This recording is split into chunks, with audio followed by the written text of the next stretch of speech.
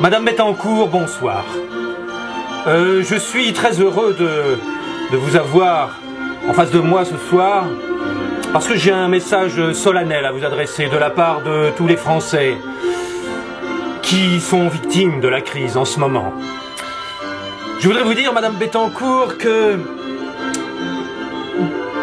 je ne vous connais pas, mais que je présume que vous êtes quelqu'un qui a un cœur, que vous êtes quelqu'un d'humain, et que, malgré votre fortune, vous avez conservé la confiance de votre générosité, de votre humanité. Ce que je voudrais vous dire ce soir, c'est que il y a beaucoup de gens en France, vous savez, qui travaillent pour des clopinettes. Il y a beaucoup de gens en France qui ne gagnent pas grand-chose en travaillant beaucoup. Et ces gens-là vont au travail tous les matins, se lèvent tous les matins, rentrent dans un immeuble, vont s'asseoir à un bureau, se retrouvent dans un petit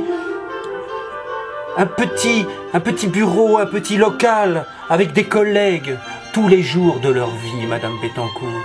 Il y en a d'autres qui se retrouvent devant un banc de travail dans une usine. Il y en a d'autres qui se retrouvent dans leur atelier. Il y en a d'autres qui se retrouvent dans leur commerce.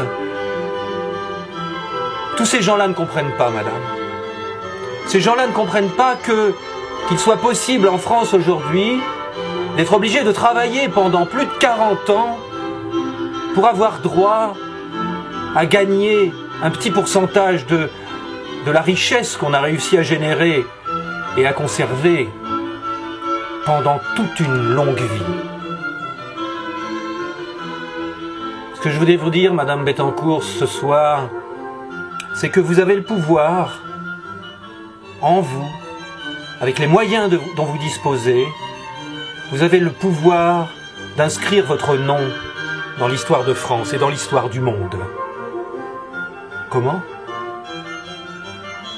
Vous pouvez, Madame Bettencourt, changer le cours de l'histoire de la France, changer peut-être le cours de l'histoire du monde et faire accélérer la planète vers un état plus généreux, plus convivial, plus humain. L'homme est fait pour devenir bon, Madame Bettencourt, vous le savez, c'est pour ça que vous avez gagné autant d'argent dans votre vie, c'est pour ça que vous avez tant travaillé. Et c'est grâce à ça que vous avez aujourd'hui les immenses richesses dont vous disposez. Eh bien, ce que je voudrais vous dire ce soir, ce que je voudrais vous demander de la part du peuple français, que je viens de vous décrire en quelques mots, c'est de faire cet effort extraordinaire, c'est de prendre cette décision extraordinaire aujourd'hui, dans les jours qui viennent, dans les semaines qui viennent, non seulement de faire don de votre fortune au peuple français, mais d'essayer par tous les moyens possibles de convaincre vos amis milliardaires, richissimes, d'en faire autant.